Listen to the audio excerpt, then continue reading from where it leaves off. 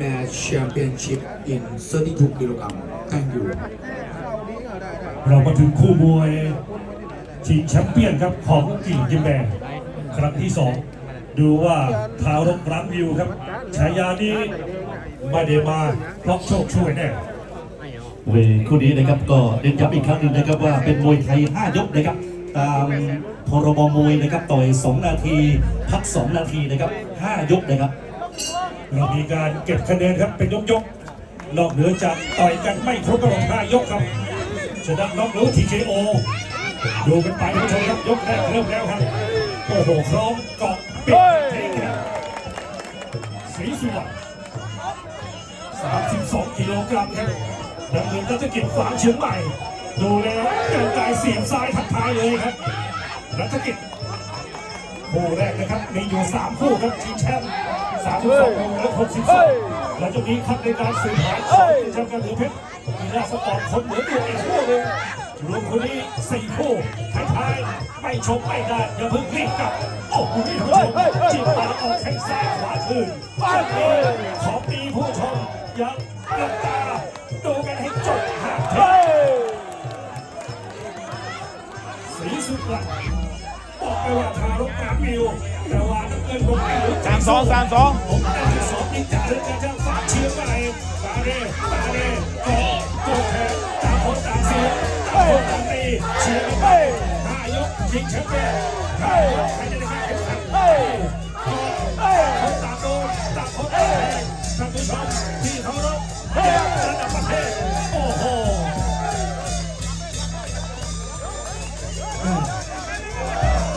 จะสีส่วนที่เขาจะเป็นรถยนต์ก็หรือเกียร์ถอยนะครับเกียร์ถอยฝั่งทิ้งคุณผมรับฝักแทงครับ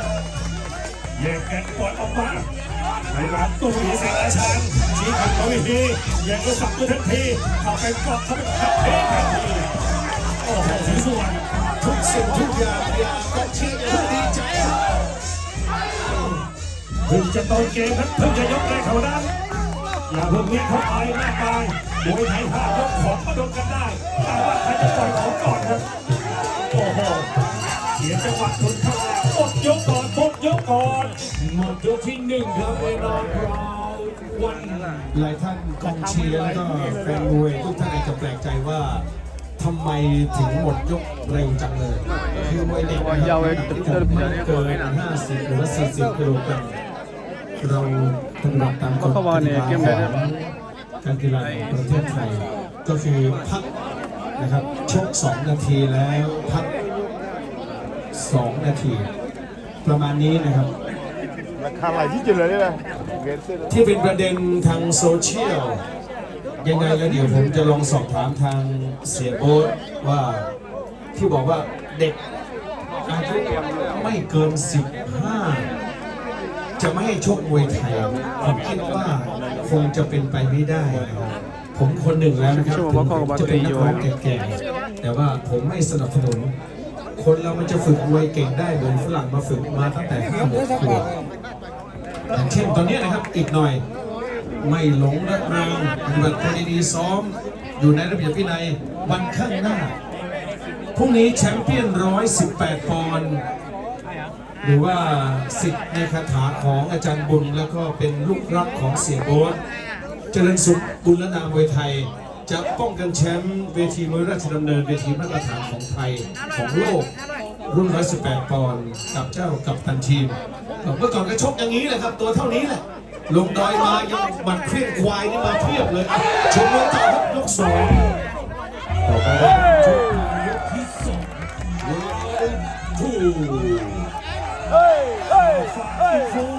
อินฟูดังทุกคนเรียนเชิญให้ไปบนเวทีก่อนครับอินฟูที่มาในงานนี้เสียเองฝากบอกขึ้นไปบนเวทีก่อนบนเวทีก็รับสนุกสนานท่านผู้ชมยกที่2ครับชิงแชมป์ของเกรดที่แบร์32 กิโลกรัมและสีสุวรรณกันเลยครับกินคนต่างเสียตีกันพวกเราดูว่าใครตีกันใครตีแล้วเขาใครเข้าว่าตรงไหนใครเสียใครไล่คอนแทนหัก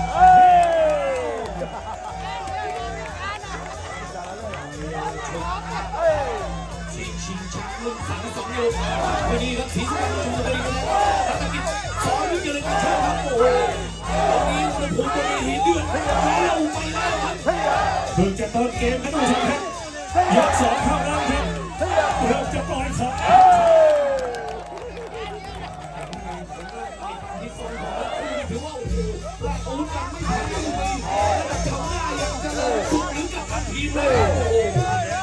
ประเภทเก่งกับแข็งแรงตัวไปใช้ในการโชว์ครับอย่าล้มกินอย่าล้มหลายตัว คุณสมุทรวันนี้ที่เสียโบ๊ทบินด่วนมาดูก็คือจะมาค้นคว้าหาเจริญสุขตัวที่สองแล้วนะครับเนี่ยสุดยอดเลย ดูกันไปครับ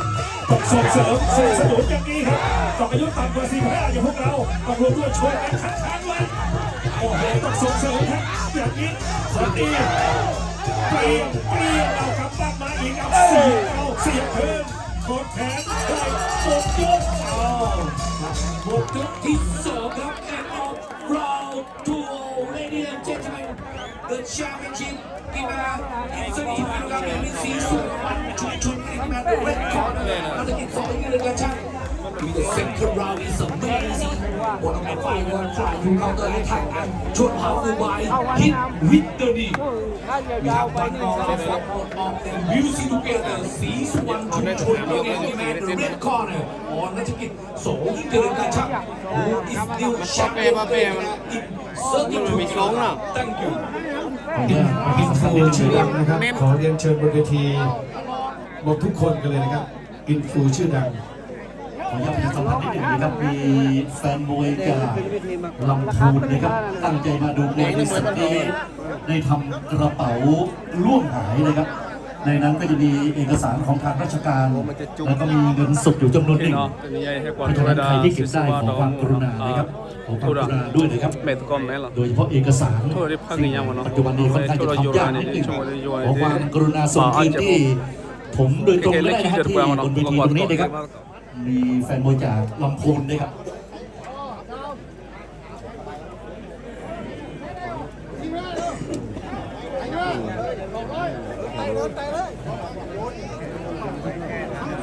บรรยากาศวันนี้ต้องขอบคุณนะฮะทีมงานผู้จัดนะครับจัดงานได้ดีเยี่ยมเลยนะครับคนเยอะจริงๆครับหมดเวลาพี่เลี้ยงครับต่อไปเป็นการชกในยกสุดท้ายยกที่3ครับ The Final Round sorry ครับยกที่3ครับ Round 3 sorry ครับ ชิงแชมป์5ยกดูกันยาวๆจะยาวแค่ไหนใครจะเสียบเข้าใครจะเสียบตีกว่า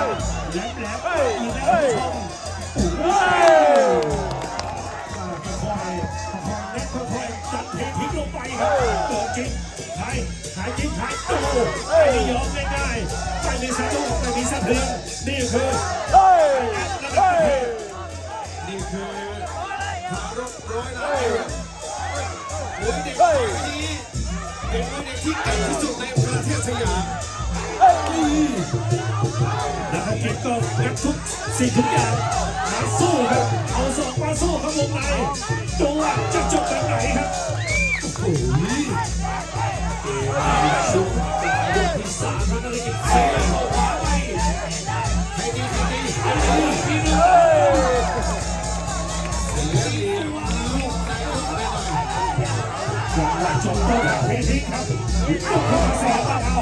ลุกเข้ามาแทงครับดูกันต่อไปครับยังไม่จบชูมือถือว่าปิดไม่จบเสียไล่แขนขวาหน้าตีติดหางแขนโอ้โหนักกีฬา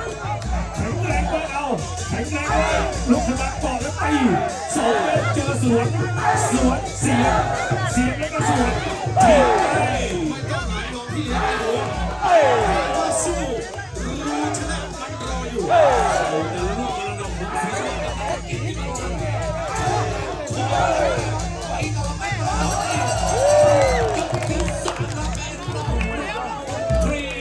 างนี้จะไม่โกร บมือเลยครับ ขอ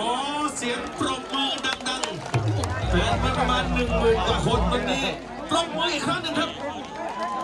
เราได้เห็นมวยดีๆครับ แบบนี้ขอบคุณเครือข่ายกะเหรี่ยงเพื่อวัฒนธรรมและสิ่งแวดล้อมรวมกับทางกะเหรี่ยงกีแมนและบุญล้านนามวยไทย เรายังประชาสัมพันธ์นะครับรถอีซูซูนะครับยอคอเจ938เชียงใหม่ขออนุญาตไปย้ายรถด่วนครับขอบคุณครับ ขอบคุณเวทีที่สวยมาตรฐานครับ PK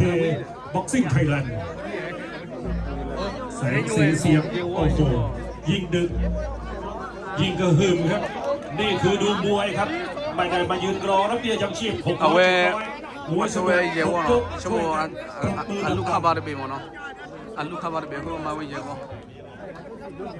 จบคนนี้จะเป็นชิงแชมป์ในรุ่น Cuma menang kendal ya. 60 กิโลกรัม Cuma menang kendal ya. อยู่ในพร้อมรอนะครับ Bagi คู่ kian ต่อไป lah. Dengan lo kerja aja. เรามีชิงแชมป์กัน 3 คู่ Lo ครับ kerja aja banyak. เราจะมีคู่ขั้นสืบหากันเหนือเพชร แล้วก็จะปิดท้ายชิงแชมป์อีกคู่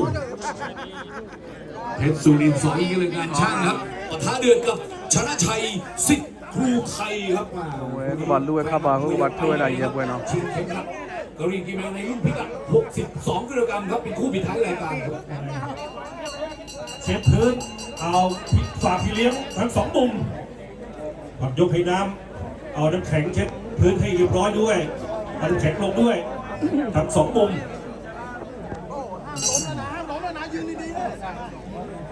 กลิ่นเตือนครับมวยออกมุม หมดเวลาพี่เลี้ยงครับมาติดตามเกมกันในยกที่ 4 กันต่อนะครับระหว่าง ขอเรียนเชิญพี่ทรงพลวันหน้าข้างหน้าหน่อยครับ ยกที่ 4 ครับว้าวโอ้ ตามเกมความสนุกทะลุทะลวงอีกหนึ่งโค้งแข่ง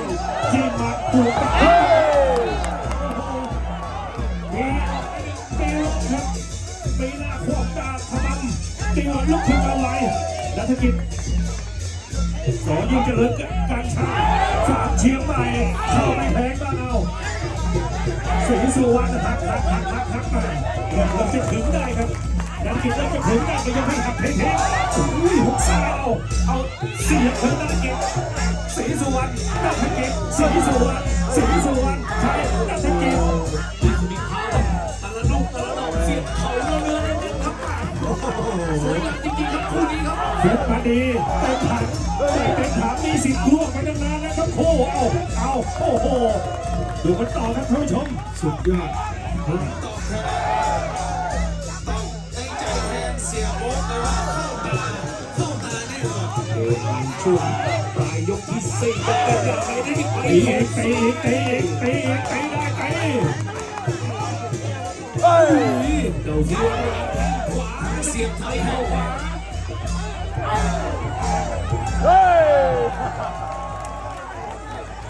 จังหวะสุดท้ายครับจังหวะสุดท้ายของนัฐกิจครับตีศรีสุวรรณเราต้องดูกันให้จบท่านผู้ชมมีกรรมการให้คะแนนอยู่ทีมงานผู้ใหญ่จะไปชี้และชี้นำอะไรอยู่ที่เกมการแข่งขันบนเวทีกดหน้าตีร้อยมือโอ้โหไอ้ทักระดับประเทศอย่างนี้ท่านผู้ชมของดีให้ชมขอบคุณทีมงานบุญระดับมวยไทยขอบคุณซิงเกิลคุณชมการกินแรงบุญระดับมวยไทยเครือข่ายแรงผู้พันและสิ่งแวดล้อมเอาของดีให้พวกเราได้ชมหมดโยกก่อน ที่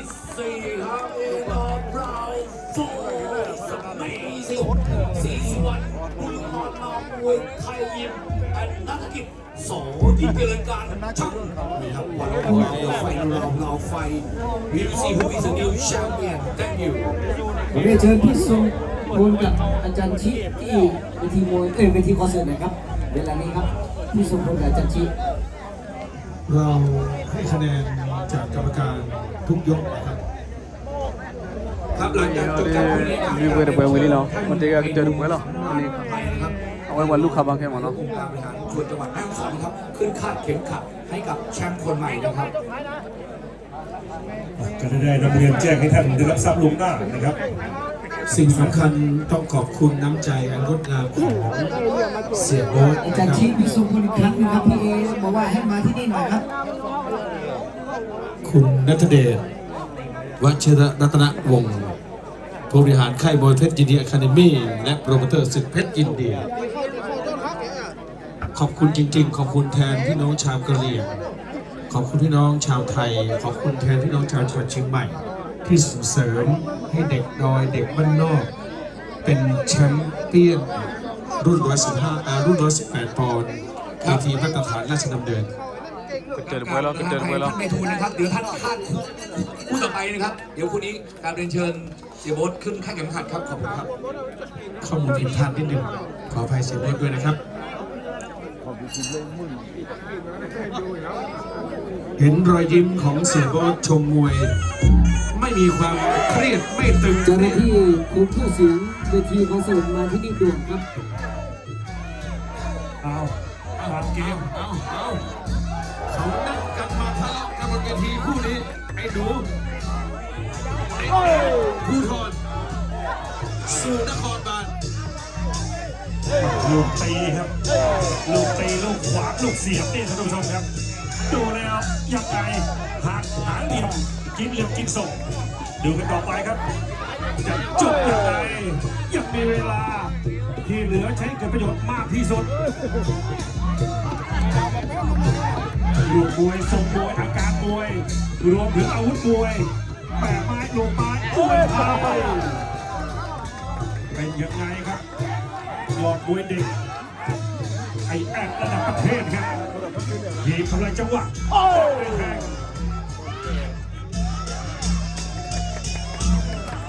เด็กสีเยอะผู้ชมมากมายแฟนขับรถสนามครับอย่างนี้ออกยังไม่หยุดท่านผู้ชมหยุดไม่ได้ต่อยมวยอย่าท้อ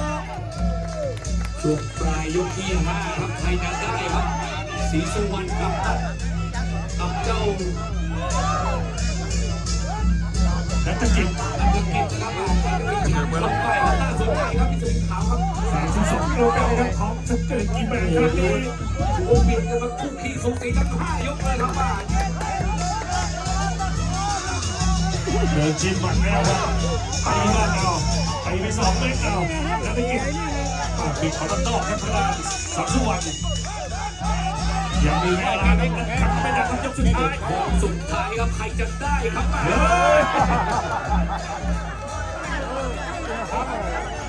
เอวอ่อนไปนิด ด้วยแข่ง กดยกสุดท้ายกดแล้วจูบหอมแก้มกันหน่อยลูกน่ารักทั้งคู่ปรบมือครับปรบมือ เชิญท่านสรวิทย์เลยครับก็ต้องมีการประกาศคะแนนเพราะว่ามวยไม่น็อกกันครับ และขออนุญาตเรียนเชิญเสียโบ๊ทอยู่ในความพร้อมจะขึ้นตรงไหนก็แล้วแต่นะครับเอาตรงนี้ดีกว่าตรงนี้ดีก ก ว่า ว่าสักก่อนเนาะ คนเปิดเชือกให้ กว่าสักก่อนด้านนี้เข้ามาเลย วชิระรัตนวงศ์ เอาไว้ไปเคลียร์โทยเยี่ยมเลยนะ ชื่ออะไร เรียนเชิญเสียโบ๊ทนะครับนัทเดชวชรรัตนวงศ์นะครับโปรโมเตอร์ในศึกเพชรยินดีนะครับได้ให้เกียรติขึ้นคาดเข็มขัดให้ผู้ชนะนะครับ เดี๋ยวสักครู่นะครับผลการตัดสินจะทราบแล้วนะครับ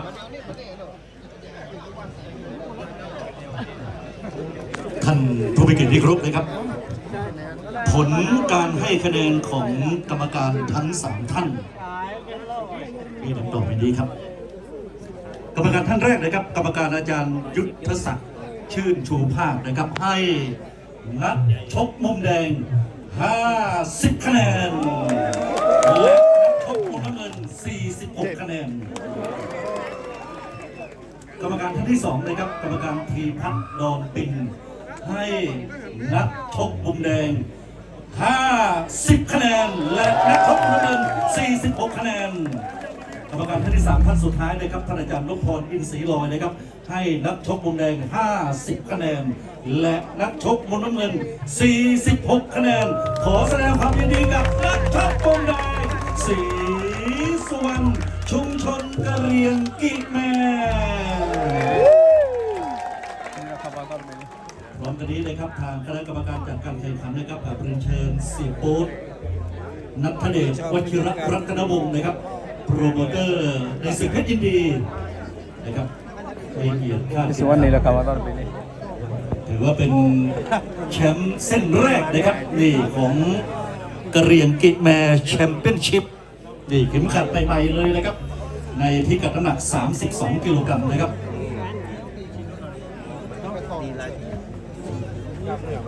สวัสดีพี่น้องชาวกะเหรี่ยงที่รักทุกคนครับ วันนี้ดีใจเป็นเกียรติที่ได้มีโอกาสมางานในวันนี้นะครับ ทุกๆครั้งที่ได้ใส่เสื้อกะเหรี่ยงภาคภูมิใจทุกครั้ง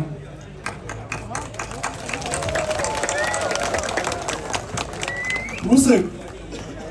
ผูกพันกับคนกะเหรี่ยงยังไงบอกไม่ถูก ผมขอเล่านิดนึงค่ายบุญลันนามวยไทยไปชกในสังกัดของเป็นยินดี ตอนช่วงโควิด ไปครั้งแรก เจริญสุขได้ค่าตัว 8,000 บาท วันนั้นผมก็ใส่เสื้อกะเหรี่ยงแบบเนี้ยถ่ายรูปคู่กับเจริญสุข แล้ววันนี้ลูกหลานชาวกะเหรี่ยงของพี่น้องทุกคนเนี่ย ไฟล์ล่าสุดได้เงินรางวัล1 ล้านบาท ขอบคุณผู้ใหญ่ใจดีครับ แล้ววันนี้ผมก็ได้ถ่ายรูปคู่กับเด็กคนนี้ศรีสุวรรณภาพนี้จะเป็นภาพประวัติศาสตร์นะครับ เพราะผมจองเด็กคนนี้เข้าศึกเพชรยินดีเป็นที่เรียบร้อยแล้วครับ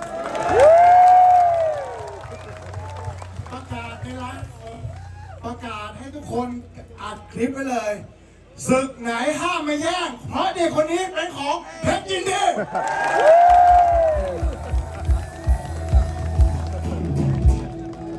ไม่ต้องเสียใจนะลูกนะไม่ต้องเสียใจลูกก็เก่งพัฒนาต่อไป